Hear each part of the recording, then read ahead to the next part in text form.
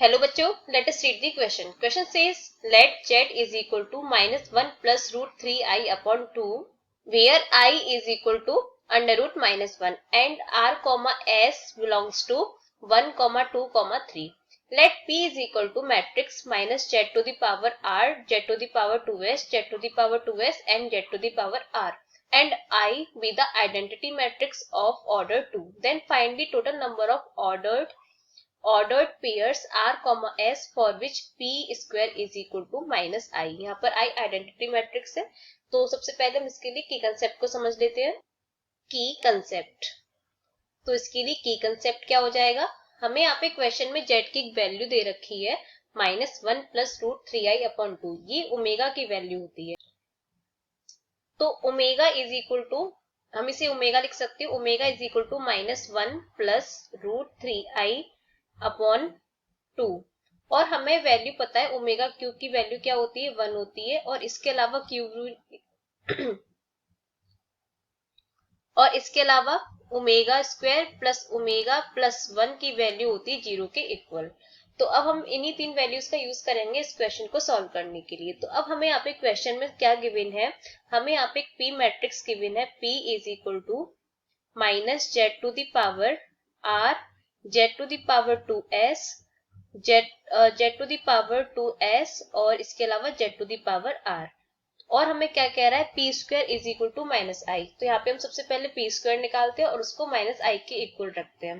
तो यहाँ पे p स्क्वायर क्या हो जाएगा, इसको करते हैं p square is equal to minus I. तो p स्क्वायर हमारा हो जाएगा यहाँ से p इंटू p. तो यहाँ पे minus Z to the power, अरे यार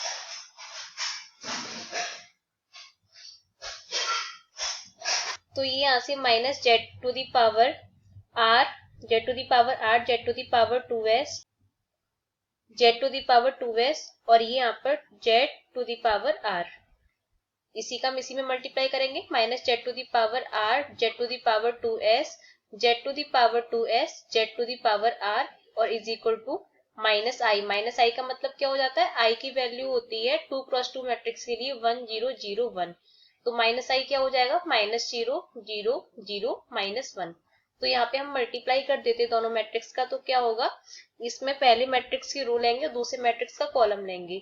तो यहाँ पे क्या बनेगा, minus Z to the power R plus R 2r हो जाएगा और plus Z to the power, ये यहाँ पे 2s है और यहाँ पे 2s है तो 2s 2s 4s हो जाएगा. तो Z to the power 4s. ऐसे ही यहाँ पे minus Z to the power R और Z to the power z 2s plus z to the power r और z to the power 2s.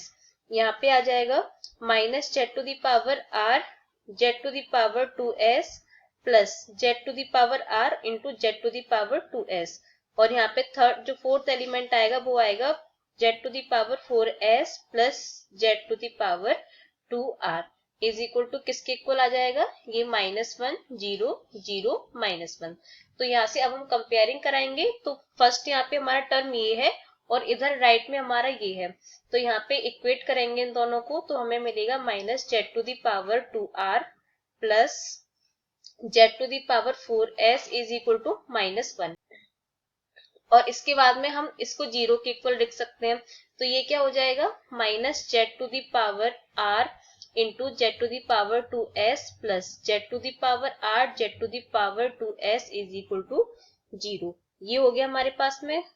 इधर हम Z to the power 2s को common ले सकते हैं. तो हमें क्या मिलेगा, minus Z to the power r और plus Z to the power r is equal to 0. तो अब हम यहाँ पे z की जगह ओमेगा रख सकते हैं क्योंकि यहाँ पे जो z की वैल्यू दे रखी है वो ओमेगा के इक्वल होती है. तो हम z की जगह ओमेगा पुट कर देंगे. तो यहाँ पे हमें क्या मिलेगा, सबसे पहली वाली ये वाली जो इक्वेशन है उसकी जगह पुट करेंगे तो ये हो जाएगा माइनस ओमेगा की पावर 2r प्लस ओमेगा की power 4s is equal to -1. और यहाँ पर ये ओमेगा की पावर 2s कॉमन में है माइनस ओमेगा की पावर r प्लस यहाँ पर ओमेगा की power r is equal to 0. तो यहाँ से हमारे पास दो इक्वेशंस आ गई हैं. तो अब हमें यहाँ पे क्वेश्चन में r और s की वैल्यू दे रखी है तो उसको हम एक एक करके पुट करेंगे और देखेंगे कि किस वैल्यू पर ये जो दोनों इक्वेशंस है वो सेटिस्फाई होती हैं. तो हमें आर की वैल्यूज क्या क्या गिवन है, तो यहाँ पे हमें 1 2 3 तीन गिवन, तो यहाँ से हम इन दोनों इक्वेशंस को यहाँ पे लिख लेते हैं। तो ये क्या हो जाएगा, यहाँ पे ये ओमेगा की पावर 2 आ रहा है, इवन है तो ये पॉजिटिव ही हो जाएगा, क्योंकि अगर नेगेटिव नंबर की पावर इवन हो तो वो हमें पॉजिटिव ही रिजल्ट मिलता है। तो यहाँ पे ये हो जाएगा ओमेगा की पावर 2r प्लस ओमेगा की power 4s is equal to -1। और दूसरी इक्वेशन क्या थी, दूसरी इक्वेशन हमारी ये थी, तो इसको भी लिख लेते हैं। ये यहाँ पे ओमेगा की पावर 2s कॉमन में था और ये अंदर माइनस ओमेगा की पावर r प्लस ओमेगा की power r is equal to 0। तो सबसे पहले हम एक काम करते हैं, put r is equal to 1 and s is equal to 1। अगर हम यहाँ से r इज इक्वल टू 1 और s is equal to 1 put करेंगे तो हमारा क्या बनेगा, ये हो जाएगा ओमेगा स्क्वायर प्लस ये हो जाएगा ओमेगा की पावर 4 इज इक्वल टू -1। तो देखते सेटिस्फाई कर रहा है कि नहीं कर रहा है, ओमेगा स्क्वायर, इसे हम लिख सकते हैं ओमेगा क्यू इंटू ओमेगा। तो ओमेगा क्यू की वैल्यू कितनी होती है, 1 होती है, omega cube is equal to 1। तो यहाँ से ये हमारा आ जाएगा सिर्फ ओमेगा इज इक्वल टू -1। और अभी हमने की कंसेप्ट में पढ़ा था कि 1 plus omega square is equal to 0 के इक्वल होता है। तो ओमेगा प्लस ओमेगा स्क्वायर किसके इक्वल हो जाएगा, -1 के। तो ये हमारा -1 इज इक्वल टू -1। तो ये सेटिस्फाई कर रहा है, तो पहली इक्वेशन को तो सेटिस्फाई कर रहा है, तो दोनों इक्वेशन को सेटिस्फाई करना चाहिए। तो सेकंड इक्वेशन को चेक करते हैं, इसे हम इरेज कर देते हैं, ये हम पूरा इसको यहाँ से इरेज कर देते हैं।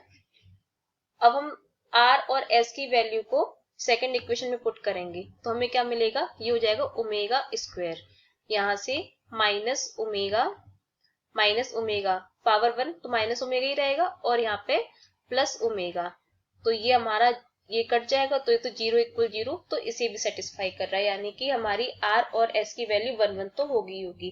अब हम और वैल्यूज को चेक करें तो यहाँ पे अगर हम r is equal to 2 put करें और s is equal to 1 put करें तो हमें क्या मिलेगा, अगर हम r की वैल्यू 2 पुट करेंगे, put r is equal to 2 and s is equal to 1, तो यहाँ से हमें क्या मिलेगा, ये हो जाएगा ओमेगा की पावर 4 प्लस यहाँ से ओमेगा की power 4 is equal to -1।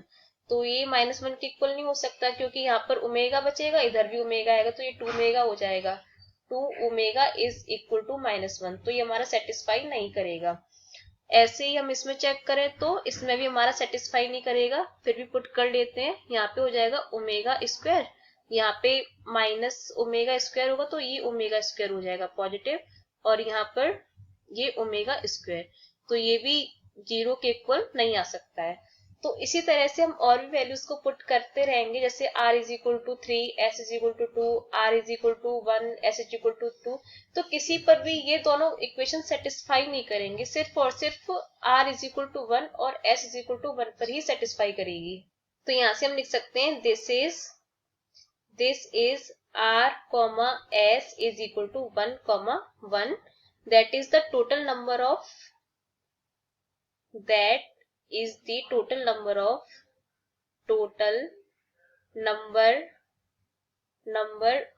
ordered pair